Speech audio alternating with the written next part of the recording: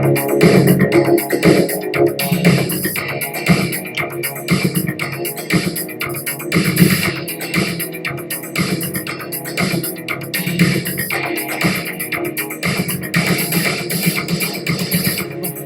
ready, my heart's on fire.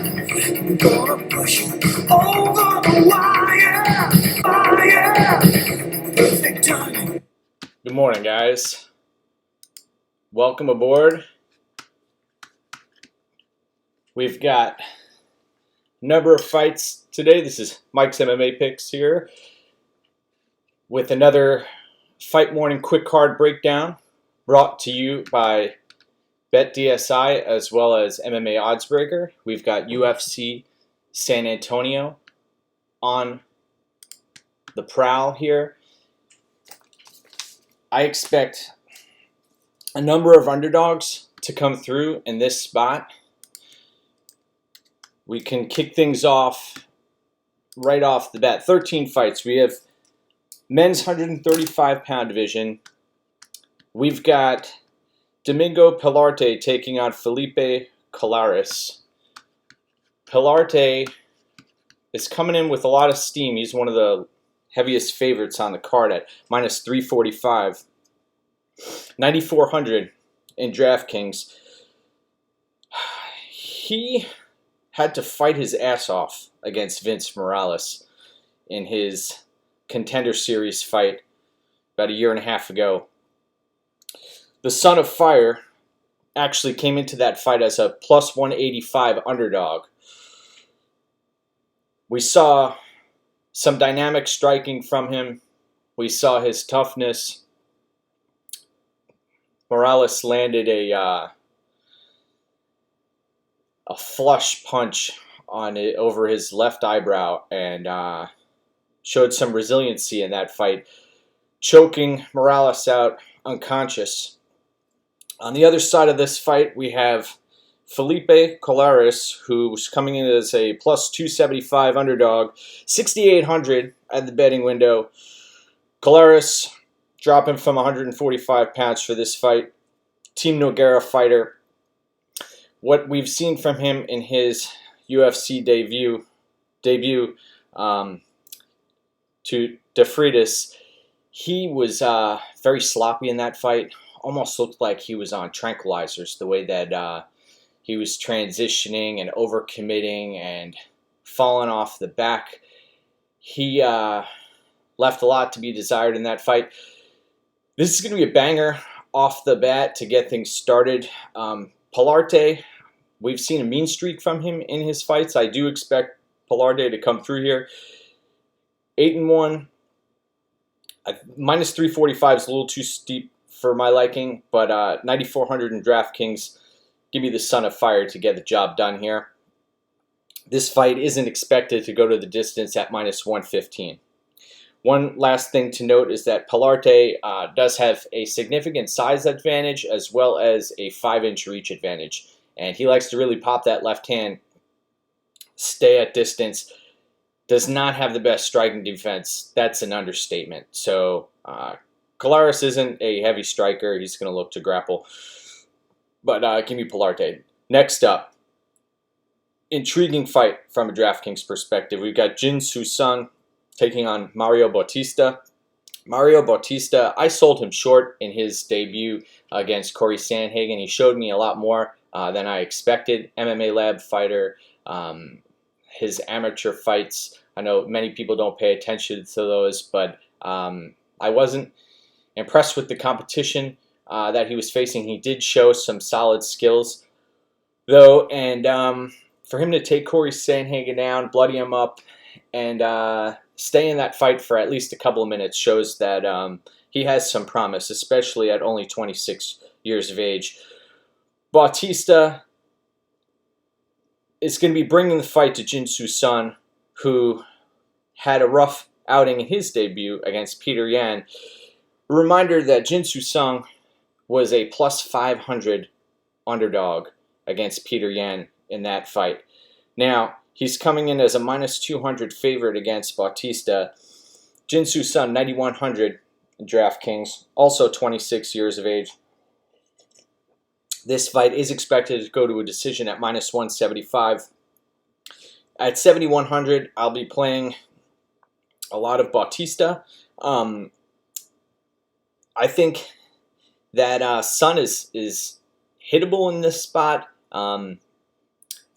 We still don't know his total game as far as wrestling goes. I'm interested to see how his wrestling translates in this fight against Bautista, who does have a solid ground game. And if it stays on the feet, Bautista has some solid striking, and he has a killer instinct too. So give me Bautista as a +165 underdog in that spot. Next up, we've got, I want to say the man formerly known as Ray Borg. This guy looks like he's metamorphosized into somebody else. 11-4 record, still somehow only 25 years old, -170 favorite, taking on Gabriel Silva at +150, 6,900 in DraftKings for Gabriel Silva, brother of Eric Silva, who now fights in Bellator and has been popped. I believe he popped for PEDs at one point. Gabriel Silva 7-0. If you have a chance, watch Gabriel Silva's LFA fight against Hefferman. It's pretty impressive. He is dropping down from 145 pounds here. Has some pretty quick hands, heavy hands. He knocked Hefferman out, and Hefferman had no clue where he was. I believe he mounted the referee after he got knocked out. Really interesting. So we've got another Team Nogueira fighter. Colares was also a Nogueira fighter, so we have a couple of Nogueira fighters coming in here. Ray Borg, he's had 9 fight cancellations since 2016. We know what's been going on outside of the octagon. That loss to Casey Kenny, he got outworked in that fight. I actually thought he got lucky using his toes in the cage to reverse positions at certain points, and that should have been a more dominant victory for Casey Kenny in that spot. This case, recency bias is a bitch, and I think that Ray Borg may be a sneaky play at 9,300, but you're playing with fire here because Gabriel Silva is going to be the much bigger fighter in the octagon, and we don't know. One of Ray Borg's strengths is his ability to land takedowns and his lower center of gravity and his all the scrambling that he brings into the table. So I'm interested to see how Silva responds. Silva's only 24 years old. There is, these guys are a year apart, but Ray Borg has faced, he's been in there with DJ. He's been in there with much stiffer competition. This is going to be a dogfight.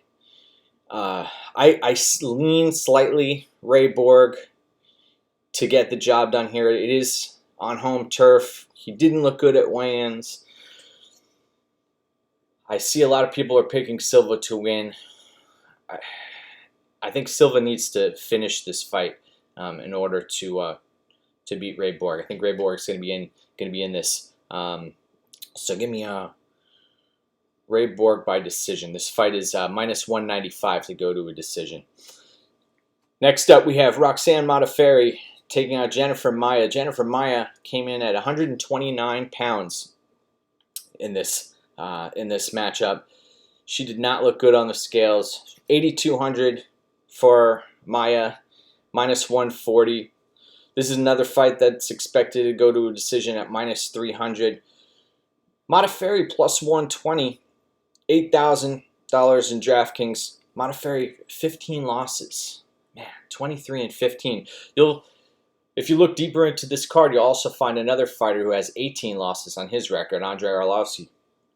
So Modafferi, she's coming off of the win against a Shevchenko sister, and also a controversial fight against Sijara Eubanks. Eubanks, I believe, missed weight in that fight. I I've been one to count Modafferi out in the past. I'm not doing that anymore. I'm going to be picking Modafferi here at plus 120. I think she's going to make this a scrappy fight. If this fight goes to the ground, it should be interesting. Modafferi is very heavy on top. And she looks, with her lanky physique, her striking is atrocious. But somehow, this lady's been able to get it done. So, give me Modafferi for an upset here. But do not feel very strongly about that play. Next up, we have in the men's light heavyweight division, Klidson Abreu, jiu-jitsu fighter, 14-3 record, minus 175 favorite at BetDSI, 8,600 in DraftKings, taking on Sam Alvey. Sam Alvey, although he's only 33 years old, this is his 45th professional. Actually, he's had 45 professional fights. This is going to be his 46th. He's been finished in his previous 2 bouts. Sam Alvey, plus 155, underdog, 7,600 in DraftKings. Sam Alvey, man, this guy has not altered his game plan since he's entered the UFC. We know he's a counter striker, doesn't throw kicks, waits on you to come in so he can unload that right hand. He grimaces, he bites down on his mouthpiece, and he does not throw for volume. So that's a recipe to lose a decision. This fight, though, is expected to end inside the distance at minus 155. Abreu, known for his grappling prowess and submission game, Alvey has shown some solid takedown defense. I'm going to be looking for Abreu to look for strikes to set up takedowns and trips and many attempts to get this fight to the ground. He may be successful. Got to fade Sam Alvey at this point in his career. He's a nice guy. Looks like he's trying to play head games at the weigh-in, as usual. Smiling Sam. But give me Abreu, minus 175 to get the job done here. Next up, we have a fading fighter in Raquel Pennington, who's actually the younger fighter, taking on Irene Aldana. This is at the women's 135-pound division. Irene Aldana, last time we saw her out, she was taking on an overweight Betch Correa. Correa actually shined during certain portions of that fight. Aldana's sitting at minus 145 right now at most books.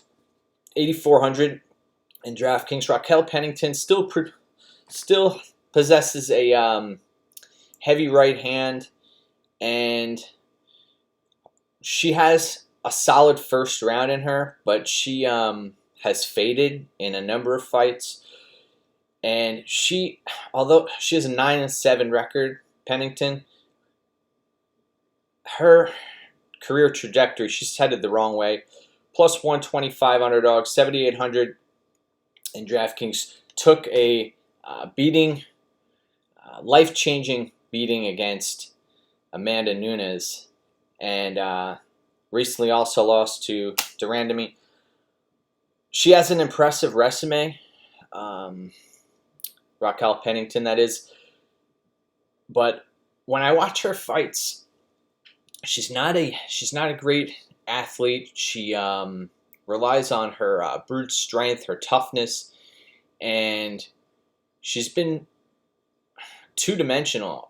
She's got some heavy hands occasionally, and then she has her takedowns. So Aldana's got to keep this on the feet, stay at distance, and have confidence in her striking. At times, I was a little nervous against, it made for an interesting sweat against Correa.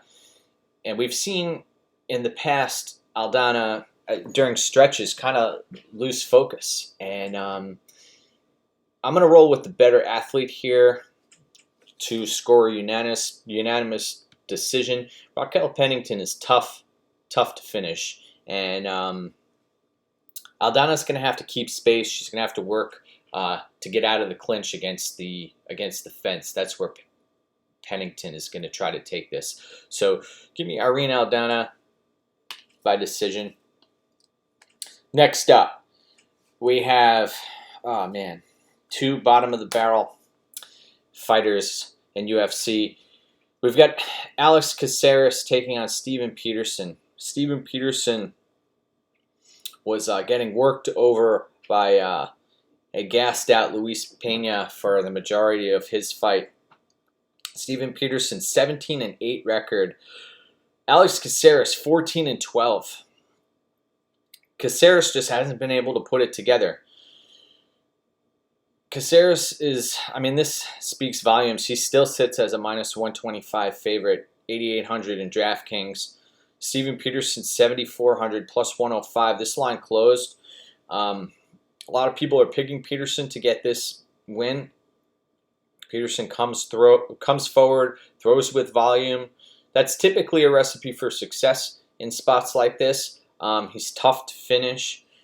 Caceres does possess a submission game, and I have a feeling Caceres has been working on his grappling and sees that as a path to victory in this spot.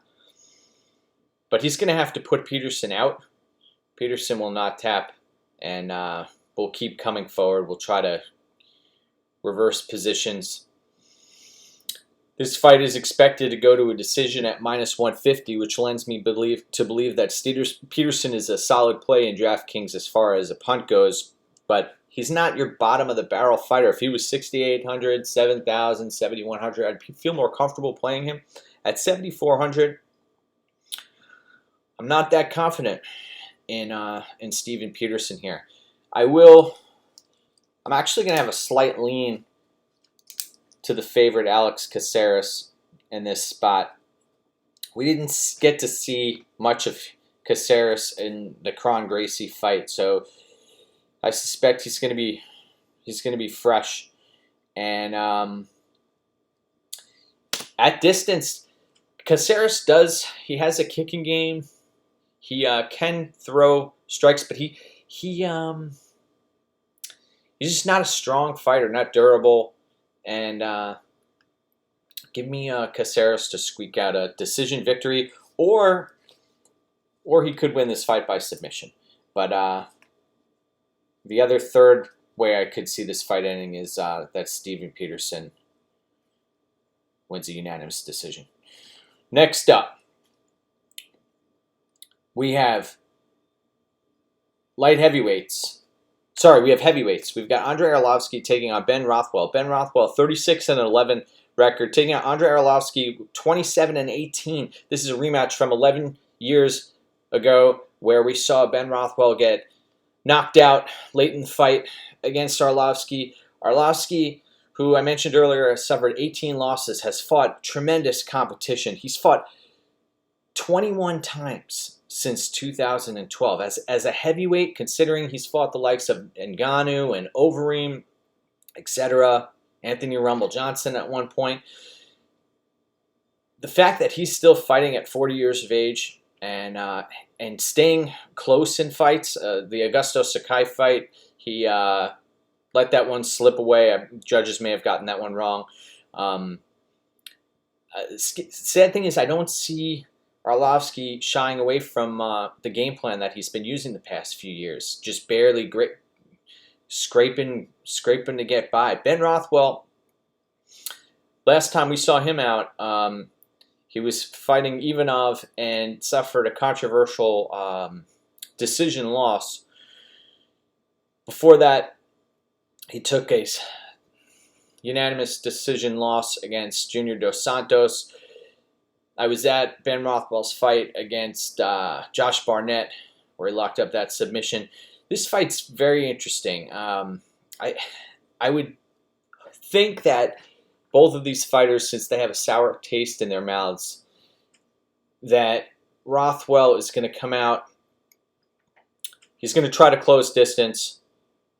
Arlovski's going to try to stay away and pepper with strikes and leg kicks. And Rothwell's going to look to engage and land that fight-ending strike. And man, minus 185 right now for Rothwell. That seems like a steep price to pay considering Arlovsky does have the volume and his chin has held up. Arlovsky plus 155, 7,200 in DraftKings. Fight isn't expected to go to a decision at minus 125. Rothwell doesn't throw for volume, but he'll take a punch to give a punch, and that I think is going to be key here. I think that's going to be the difference maker, that Rothwell's going to land the power strikes.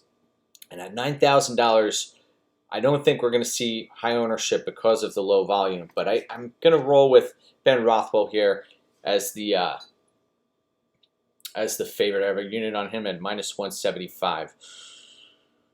Next up, lightweight division.